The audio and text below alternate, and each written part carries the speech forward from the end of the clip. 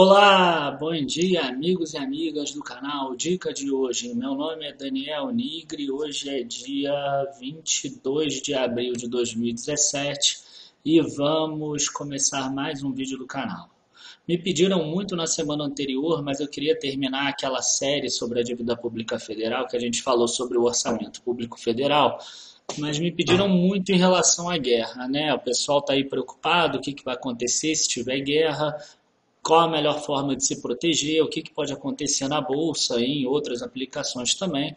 Então eu vou dar hoje a minha opinião em relação à guerra.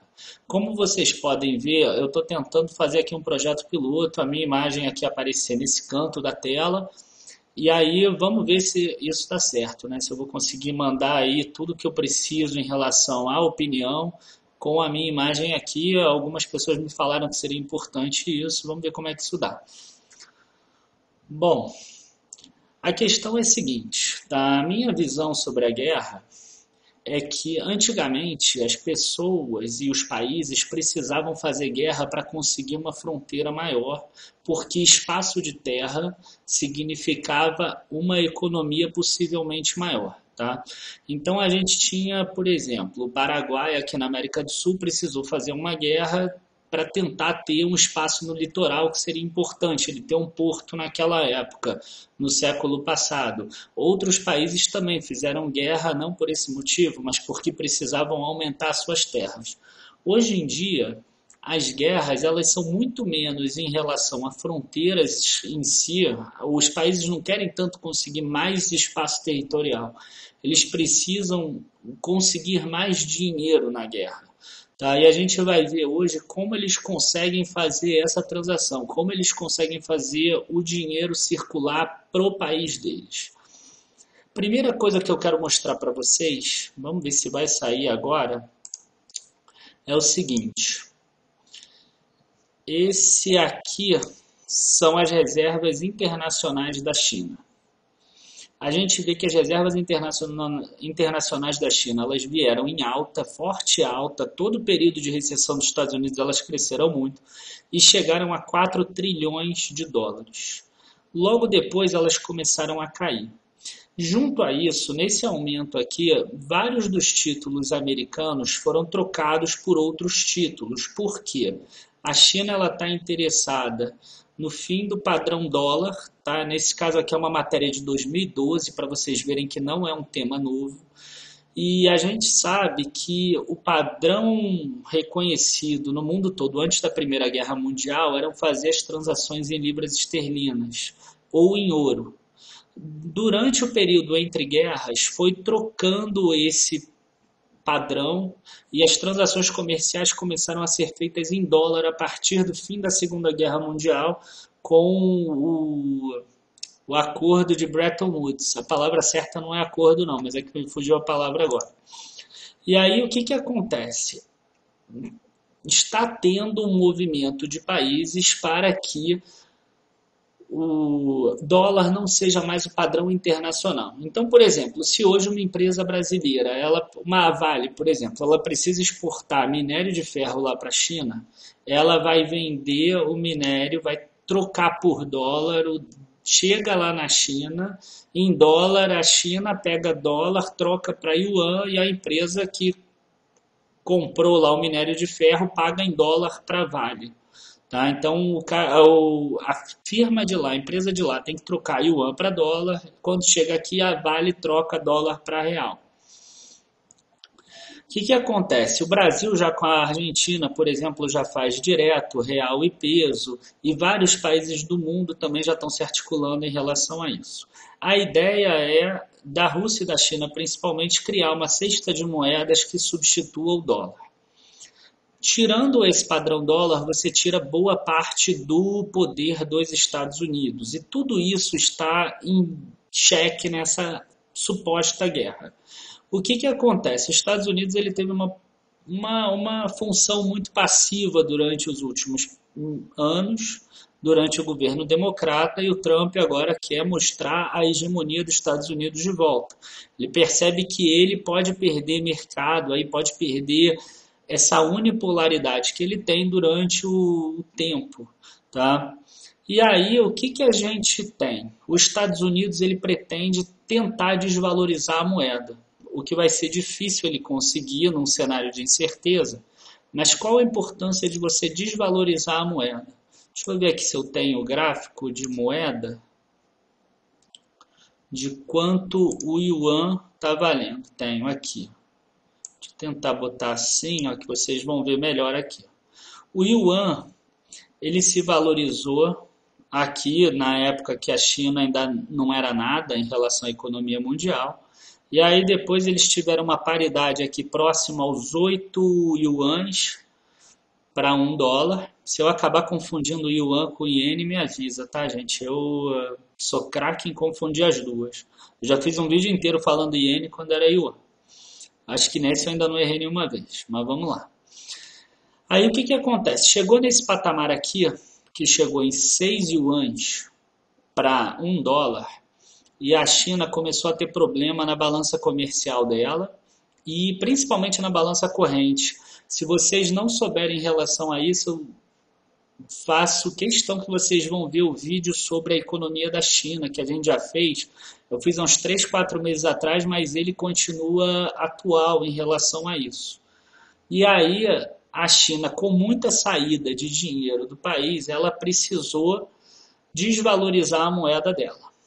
Eu vou dar um exemplo simples. Ela subiu aqui de 6 para 7 yuans. Imagina que, por exemplo, existe uma fábrica brasileira que ela fabrica um produto por R$10 e o dólar está 3 para 1 como está hoje, está em média. Então, o produto que ela fabrica hoje custa $3,30 em média. E aí, se o Brasil desvaloriza a moeda, por exemplo, para R$5 cada dólar, esse mesmo produto que custa R$10 para fabricar, talvez ele suba para 11, porque vai ter alguma inflação no país. Mas 11 dividido por 5, ele passa a ser fabricado por $2,20. Então é muito melhor para essa indústria brasileira exportar com a moeda desvalorizada do que da forma como está hoje. E a China está tentando fazer isso. Ela precisa retornar aqui o balanço de transação corrente dela para que não caia, as reservas não continuem caindo. Porque aí o que acontece? Essa guerra toda que os Estados Unidos faz, ele vai fazer com que asfixie a China e a China quebre. Por quê? Porque a China hoje é uma potência que pode tirar o status de maior economia dos Estados Unidos. Tá? Eu não estou aqui querendo dizer quem é bom, quem é mal, mas a questão é que tem muito mais interesses econômicos em jogo do que, enfim, uma guerra em si. A gente vê aqui que a balança comercial da China caiu, como eu falei antes, nesses últimos 2 meses aqui mais ainda, tá? E vamos ver aqui se eu tenho a balança de transações correntes. A balança corrente aqui, que seria a soma de tudo. A balança comercial é só exportações menos importações. E a balança corrente aí fala de todo o fluxo de entrada de dinheiro e saída de dinheiro do país. A gente vê que ainda é positivo, mas para a quantidade de gasto que a China tem, muitos gastos do governo lá, ela precisa ter isso muito superavitário. Tá? Saindo um pouco da parte da China, agora a gente vai falar como isso afeta o Brasil. Mas antes eu vou falar aqui dos Estados Unidos. Tá? Como a gente vai ter um período de guerra e não teve nenhum período de guerra, pelo menos nos últimos 70 anos, guerra forte, né, como seria uma guerra mundial, a última terminou em 1945, a gente vai pegar os períodos que tiveram incerteza no mercado. Esse aqui é um período que teve incerteza, a década toda é de 70. Por quê? Porque teve aqui a crise do petróleo. Esse aqui é a taxa de crescimento do PIB durante uma alta do petróleo que teve. Os países árabes, eles tinham praticamente o monopólio nessa época do petróleo e eles não aceitaram negociar com os Estados Unidos na época. E eles aumentaram muito. O preço do petróleo saiu de em torno de $3 aqui para $40 aqui. Para vocês terem uma ideia, hoje o preço do petróleo é $50. Então, para vocês terem uma ideia do que aconteceu. Eu não acho que isso é possível hoje em dia, porque hoje em dia existem muitas outras formas de extrair petróleo. A Petrobras, por exemplo, tem uma do pré-sal. Se os países da OPEP subirem para $150 o barril de petróleo, passa a ser superavitário tanto da Petrobras como de vários outros países extrair petróleo de todas as formas possíveis ou até outras fontes de energia. Iria só acelerar o período de só iria acelerar esse processo de troca do petróleo por outras fontes de energia. Tá? A gente viu que o mercado aqui americano cresceu, o PIB mesmo assim, mas tiveram períodos de recessão, principalmente nessa segunda crise do petróleo aqui, onde entrou o Irã também aqui na história. Não foi só mais a parte da Arábia Saudita. Aí aqui eu não tenho a taxa do PIB, eu tenho a taxa de inflação. Óbvio que tem alguns setores, alguns cenários, tá, que você tem estagnação do PIB com a inflação, como que o Brasil passou agora há pouco. Mas normalmente, inflação alta significa que a economia está pujante, a economia cresceu muito e com isso teve uma melhora das margens, os comerciantes, os industriais conseguiam aumentar o preço do produto porque tinha muita gente querendo comprar aquele determinado produto. Costuma ser um mercado superavitário, não é superavitário, mas um mercado em crescimento forte. A gente vê que durante o período da Primeira Guerra Mundial, de 1914 a 1918, a inflação nos Estados Unidos subiu muito, subiu de 0% para em torno de 20% ao ano. Isso para os Estados Unidos é incrível, é muito grande. Se a gente botar aqui de 39 a 45, a gente vai ter aqui uma alta expressiva também, principalmente no início. Tá? A gente tinha um período ainda de recessão, aqui uma deflação aqui, ainda era um período de recessão mesmo, o PIB caiu muito durante a década de 30 e a guerra ajudou os Estados Unidos a melhorar como economia. Por isso que existem algumas pessoas que, na minha opinião, são loucas, que gostariam de ter uma guerra para melhorar a economia mundial. Eu acho uma maluquice isso. Agora, como isso pode chegar no Brasil? Tá? Vamos ver agora as outras commodities. Eu vou ter que diminuir um pouco talvez a minha cara aqui. Ó, aqui eu estou pegando o petróleo, por exemplo. O petróleo... Não, vamos pegar o Ibovespa primeiro, gente. Acho que vai ser melhor. Vou passar o meu rosto aqui para cima. Vai ficar melhor aqui. Bom, a gente tem aqui o Ibovespa. A gente teve dois choques nesse período. O primeiro... A gente tem um choque aqui, que seria o 11 de setembro. Esse 11 de setembro ele poderia causar uma guerra nova, que quase não foi sentido, a Bolsa já estava em queda. Foi muito mais sentido aqui a possibilidade da eleição do Lula. O 11 de setembro foi aqui, ó, esse aqui é 3 de setembro de 2001. Caiu de uma máxima aqui de 12 mil pontos para uma mínima de 9.500 pontos. Uma queda de 20% aqui. E o outro período de incerteza grande foi esse aqui, ó, que foi o da hora que os Estados Unidos quebrou como economia lá e o Banco Central teve que salvar, senão os Estados Unidos realmente teria quebrado. Saiu aqui de 73.800 pontos para cá até 29.900. Então, o que eu quero procurar agora? Eu quero procurar empresas ou materiais, né, metais que tenham performado bem nesse cenário de incerteza aqui, ok? Então, vou voltar para lá agora. A gente tem que o petróleo aqui, ó, em 2008, a gente tem aqui... Julho de 2008, ele caiu muito igual a Bolsa, então ele não serviria para proteger a gente. Ou seja, quem acha que Petrobras, por exemplo, vai subir, não adiantou daquela última vez. Eu vou até fechar aqui a página dela já. O ouro, eu botei aqui. Não, nesse não, desculpa. O ouro eu coloquei aqui que fica mais fácil, tá? Vou tirar aqui meu rosto aqui para botar aqui o link, ó, cotação do ouro.com, de onde eu tirei. E a gente tem aqui, ó, os dois momentos. A gente tem um momento aqui daquela crise do petróleo, onde o ouro se valorizou muito.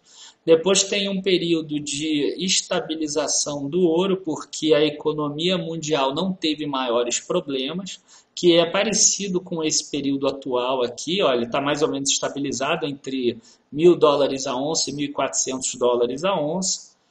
E aqui, durante o período pós 11 de setembro, a gente viu ele subir bastante até 2010. Ou seja, ele performou bem, inclusive de 2008 a 2010. Ele só veio a cair quando perceberam que os Estados Unidos não iria quebrar. Tá? Então o ouro serviu como uma boa moeda de proteção. Deixa eu ver o que mais que eu tenho aqui. Vamos fechar isso. Agora vamos ver o dólar. O que aconteceu com o dólar em 2008 frente ao real? A gente chegou aqui em agosto de 2008, quando os Estados Unidos quebrou, o dólar saiu de 1,54 para 2,65, 2,61 na máxima. Depois que perceberam que os Estados Unidos não ia quebrar, ele voltou para aquele patamar anterior de 1,52. O que veio depois é problema interno brasileiro, não é economia mundial. Então a gente vê aqui que o dólar performou bem nesse período também. A gente vê aqui que em 2001, com 11 de setembro e com a eleição do Lula, o dólar também foi bem. O dólar também subiu o que ele precisava. A gente vê aqui que ele também foi uma boa proteção. Agora vamos tentar ver algumas empresas que possam ser proteção. Tá? Eu vou pegar aqui as primeiras que me vêm na cabeça.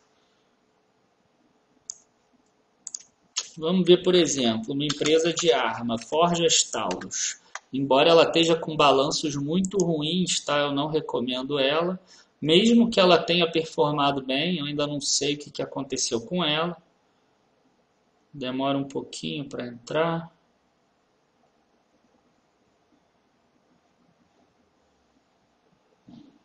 Vou botar aqui no 10 anos. Queria ver se entrava antes, que aí a gente conseguiria ver inclusive para trás. Bom, tá indo, inclusive para trás. Olha, a Forjas Taurus subiu bem aqui. Caramba, chegou em R$ 115. Aí ela caiu aqui. O que importa são os meses de maio até novembro, que foi quando caiu, até janeiro de 2009. Foi quando a bolsa caiu ali. Então a gente tem aqui maio, ela chegou em 87 e em outubro ela já tinha caído para 25. Depois ela até protegeu um pouco, mas aqui já foi uma alta normal da bolsa. Ela não conseguiu se proteger bem. Aí a gente tem aqui Embraer, por exemplo, que tem toda uma parte da empresa que é para construir aviões de caça, que é inclusive interligada com o próprio Ministério da Defesa Nacional. E a gente pode ver aqui se ela performou legal nesse período também.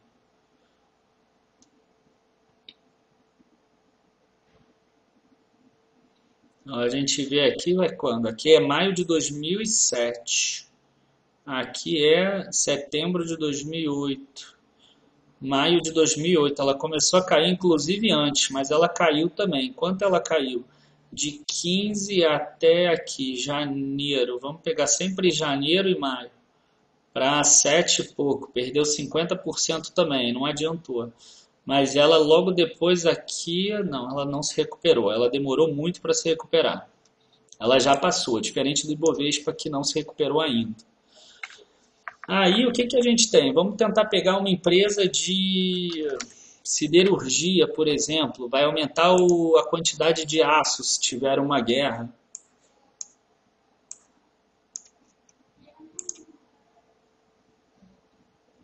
Desculpa aí a demora para abrir às vezes, mas é que é assim mesmo. Ó, a gente vê aqui 2008, cadê os meses? Ó, julho, junho, maio. Ó, maio, quando caiu a bolsa, estava em 27. Aqui é março, dezembro, janeiro, ó, foi para 9. Caiu mais de 60%, 70%. Também não se protegeu. Vocês vejam que é difícil conseguir uma empresa que se beneficie com a guerra em si no Brasil. Quais que se beneficiaram, tá? Então a gente vai lá. São empresas que sentiram também, mas que acabaram se beneficiando ou que subiram muito rápido. Tá? Vocês vão ver que todas elas acabaram caindo de alguma forma. Se vocês conhecerem alguma que não caiu, depois vocês me avisem. Mas, por exemplo, a Eletropaulo. Eu não quero que olhe essa parte depois, porque aqui é problema interno nosso, que foi a regulação lá que a Dilma modificou, que diminuiu muito os lucros das distribuidoras. O que importa para a gente é ver esse período aqui. Ó, maio de 2008, 15,72. Janeiro de 2009, 10,54. Ela caiu 30%. Coisa de 4, 5 meses depois, ela já tinha passado esse topo. Ela recuperou rápido. Vamos lá, CEMIG 4, por exemplo, que é uma empresa que hoje em dia eu considero ruim. Acabei de fazer um vídeo sobre ela. Pelo mesmo motivo de Eletropaulo. Mas olha como ela passou 2008. Ó, maio de 2008, 6,81. Janeiro de 2009, é mínima, 5,38. Quer dizer, ela não caiu, 6,88 dividido por 5,39. Ela deve ter caído uns 25% e recuperou aqui, ó. Alguns meses depois ela já estava naquele patamar de novo. Tá, vamos, não é só de energia elétrica não, Sabesp 3.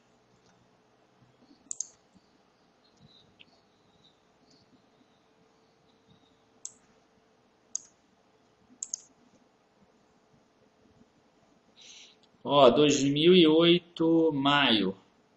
Tá aqui, 11,46. Aqui, janeiro de 2009, 6,14. Ela caiu muito? Caiu. Mas aqui, ó, 2 anos depois, ela já tinha recuperado. Nem 2 anos depois, 1 ano e meio. Ó, dezembro de 2010, ela já estava de novo naquele patamar anterior. E hoje em dia está bem mais. Também não é só não é só empresa de energia ou de utilities, né, que a gente fala. Não, ambos vieram o código antigo de Ambev.